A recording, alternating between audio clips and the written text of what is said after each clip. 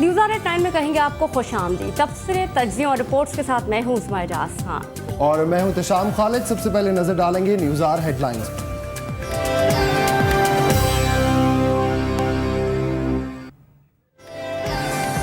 शोर शराबा और एहतजाज होता रहा मगर सिंध असेंबली ने बल्दियाती निज़ाम का बिल 5 मिनट में मंजूर कर लिया और अपोजिशन कहती है कि ये गद्दारी है। बात होगी शैला रजा और जाम मदद अली से।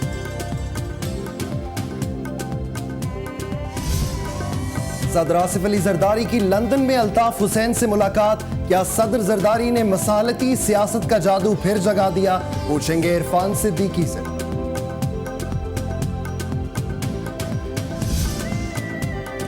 हुक्मरान बलूचिस्तान में मशरकी पाकिस्तान वाली गलती दोहरा रहे हैं। तलाल बुख्ती की तंबीह। मियां नवाज शरीफ के मुताबिक लापता अफराद की वापसी ही मसले का वाहिद हल है।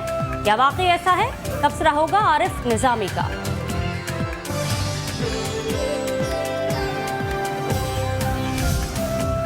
कर्जों की अदायगी पर पाकिस्तान और आलमी मालियाती फंड के मुज़ाकरात शुरू।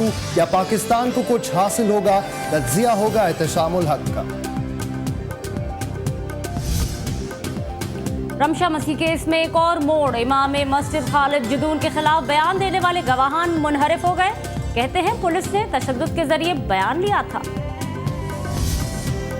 और T20 वर्ल्ड कप में पाकिस्तानी खवातीन टीम ने भारत के हाथों मर्दों की शिकस्त का बदला ले लिया।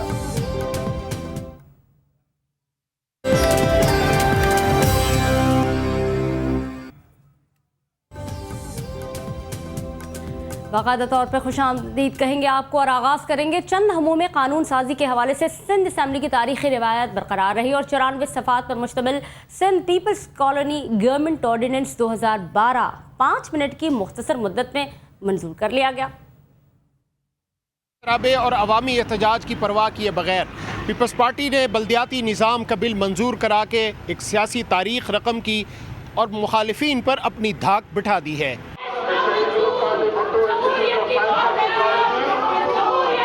वजारतों से इस्तीफे, तख्त से फर्श और स्पीकर डाइस से असम्बली के बाहर धरने तक Sindh peoples local government ordinance मुखालिफिन के एहतजाज के तमाम हरबे अददी बरतरी न होने के बायस धरे के धरे रह गए। सिंध असम्बली की पार्लिमानी तारीख की मुख्तसर तरीन मुद्दत सिर्फ 5 मिनट में नए बल्दियाती निज़ाम का बिल बहस मुबाहसे के बगैर भारी अक्सरियत से मंजूर कर लिया गया। मुस्लिम लीग फंक्शनल के जाम मदद अली और नाराज इत्तेहादियों ने उजलत में पास किए गए बल्दियाती बिल को अवाम से गद्दारी के मुतरादिफ करार दिया।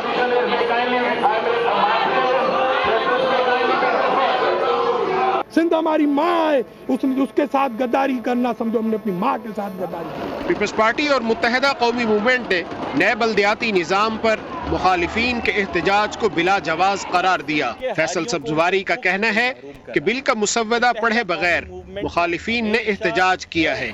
शर्जील मेमन ने नए बल्दियाती निज़ाम को पीपल्स पार्टी के मंशूर का हिस्सा करार दिया। ये कानून ऐसा है कि जो पाकिस्तान के आइन के आर्टिकल 7 और आर्टिकल 140A की स्पिरिट के हिसाब से सूबे सिंध के बासियों को मुमताज़ करता है। जो आइन का आर्टिकल 140A कहता है यानी माली, इंतज़ामी, सियासी खुद मुख्तारी, उनको अपने लोगों की सर्विस करने का इख्तियार होगा। गवर्नर सिंध के दस्तखत के बाद नए बल्दियाती निज़ाम का बिल एक्ट बन जाएगा। हुक्मरान जमात पीपल्स पार्टी का कहना है कि कानून की मंजूरी के बाद सिंध में बल्दियाती इंतखाबात की राह हमवार हो गई है। मुल्क में पहले बल्दियाती इंतखाबात होंगे या आम इंतखाबात। सिंध में मफाहमती अमल सबोताज होने के बाद पीपल्स पार्टी के लिए किसी नतीजे पर पहुंचना किसी इम्तिहान से कम नहीं।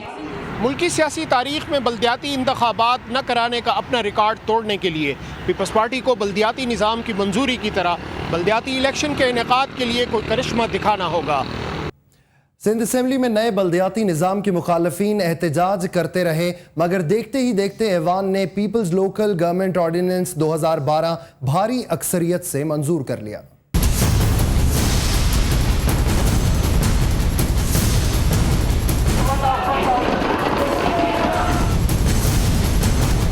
सिंध हमारी माँ है, उसके साथ गद्दारी करना समझो हमने अपनी माँ के साथ गद्दारी की।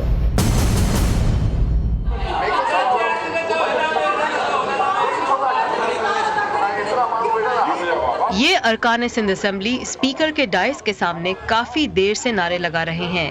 इनके बड़े मासूम से मुतालबे हैं कि इन्हें हुकूमती नशिस्तों की बजाय हस्ब इख्तिलाफ की नशिस्तों पर बैठना है। मगर क्यों?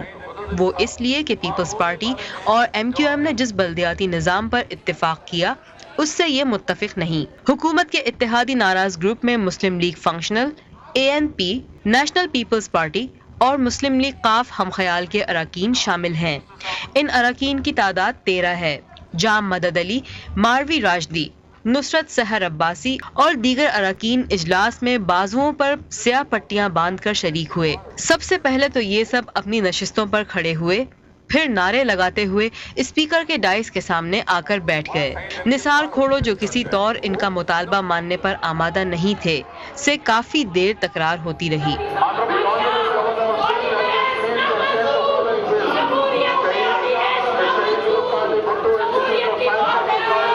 अभी यह सब हो रहा था कि स्पीकर ने वो बिल पेश करने का हुक्म सादिर कर दिया जिस पर एहतजाजी अरकान पहले ही सीखपा थे। वजीर कानून अयाज सूमो ने झटपट पीपल्स लोकल गवर्नमेंट ऑर्डिनेंस 2012 पेश कर दिया और जब इसकी कॉपियां एहतजाज करने वालों के हाथ में आई तो उन्होंने इसे फाड़ कर उछालना शुरू कर दिया।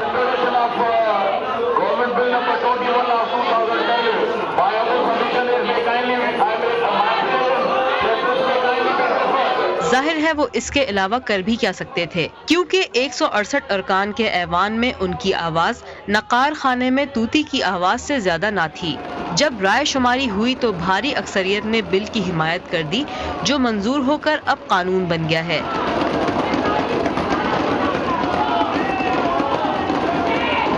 इस कानून को Sindh peoples local government ordinance 2012 का नाम दिया गया था और इस निज़ाम के तहत कराची, हैदराबाद, मीरपुर खास, सक्खर और लाड़काना को मेट्रोपॉलिटन कॉरपोरेशंस का दर्जा दिया गया। सिंध में नए बल्दियाती निज़ाम के हवाले से सियासी जमातों में इख्तलाफात शिद्दत इख्तियार कर गए हैं। इस बारे में गुफ्तगू करने के लिए हमने दावत दी है डिप्टी स्पीकर सिंध असेंबली और पीपल्स पार्टी की रहनुमा शहला रजा को, जबकि दूसरी जानिब मौजूद है मुस्लिम लीग फंक्शनल के रहनुमा जाम मदद अली। आप दोनों हजरात का बहुत शुक्रिया कि आपने वक्त निकाला हमारे लिए।